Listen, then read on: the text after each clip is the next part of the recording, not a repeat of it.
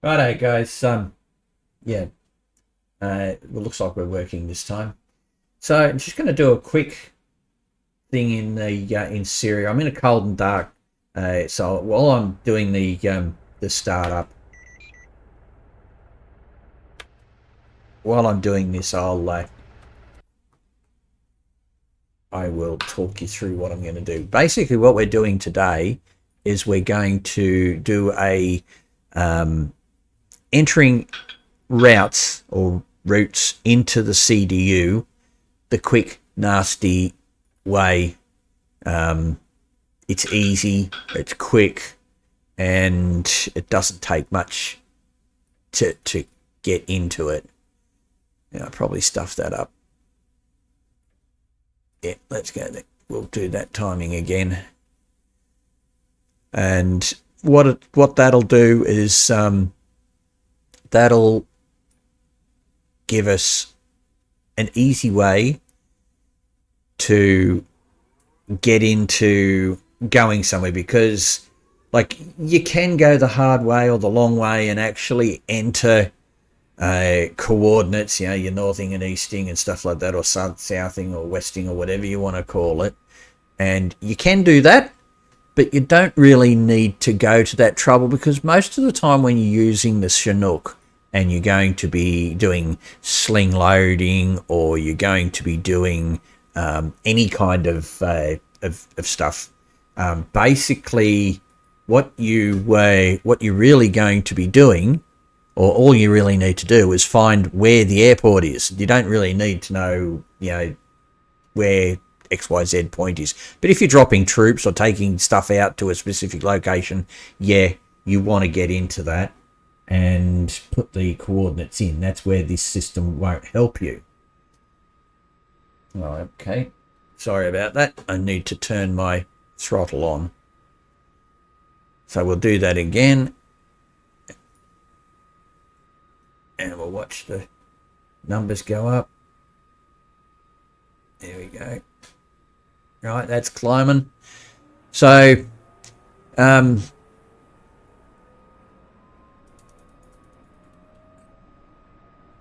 all you really need to do, and I'm only starting this just basically so that, I've got something else going on whilst I'm, because I need to have power there and everything, to be entering data and stuff like that. And you can see this instant action's has got some information in there. Right, so now we'll push the other one up. Right, and we'll go right click. We'll look down there at that one. Got to 12, we'll leave it go over there. And now I'm going to jump back into this other seat over here. Now that that's working, I'll be able to go and do this. Right, so we've got all the power going there. We've got our flight plan sitting up there, and we can move up and down the flight plan, and we can set a direct to whichever one we want. We can go back up to this one, and we can go direct to that one, and it adjusts the course that you've given. So in order to update this, and say for instance we'll go into flight plan, and then we'll use the down arrow, which is this one here, and we'll make sure we've got end showing up. That way you're going to actually set an extra waypoint. So what we do is we go to the F10 map, and we're down here. So let's set a waypoint to go to, well, that might already be in there, but let's set a waypoint to go to Renee Mawad. So it's OLKA. So see this one at the top line? That's the code you want to remember, OLKA. We go back to the aircraft, and we'll go in here and go OLKA. Right, so we got that part punched in up there in the entry line, the scratch pad, and we'll hit that. Then we'll go over the top of end, and now it's placed it in there. Now we're going to execute it. Right, so now it's saved it into the flight plan. And if we look up here on the flight plan, I'll just go down here, and you'll see now I've got OLKA. And it knows where that is because it's got all of the GPS coordinates and how long it's going to take to get there and which way you've got to fly. So it's going to give you a course of 222. So now I'll go direct and see, bang, there it is there. Now let's do another one just so as you can see that it's easy to do and you can punch a bunch of them in there. So here's that Al-Wajah Al-Hajar that I used just before. Now this one's got a different type of code. It's Z190. It's not a 0, it's an O. So Z190. Now we go in here and we'll go down to the scratch pad again, and we'll move down to where we've got end available, and we'll type in Z190. Right, so that's there. We'll go flight plan, right, and then we'll click on end, so on the one that's beside end, and then we'll go execute. And now we look up here and there's that other code that we just put in. So now we go down here and we can go direct. Right, so it moved to this course, or moved the distance. It's going to be the same course because it just is. And now you can get up and you can fly directly to that location. Now, where's my mouse gone? There it is. Okay, so all we've got to do is turn those on. We can now turn that off. We can turn the APU off.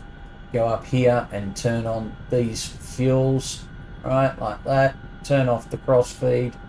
We'll turn off the transfer power, and we'll set the hoist to pilot.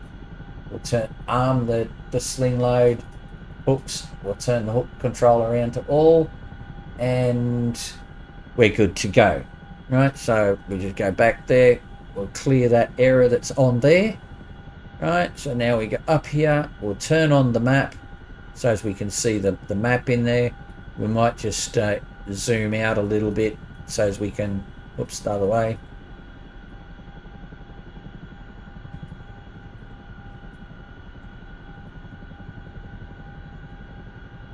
Okay, well, we're not going to get much more going on there than that.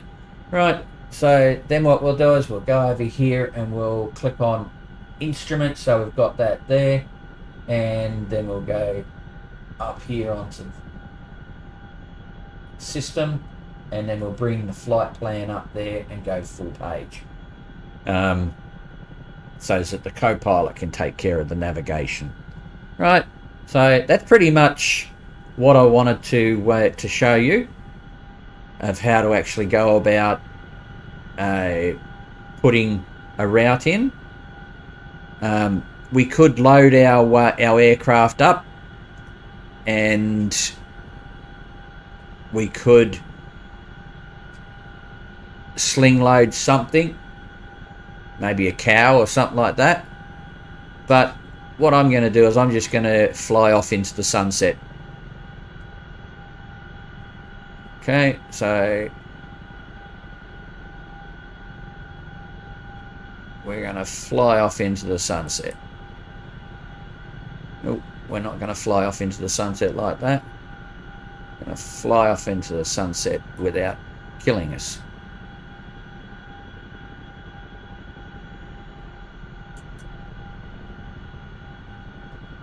Righto, so there you go. Going to fly off into the sunset. Thanks very much.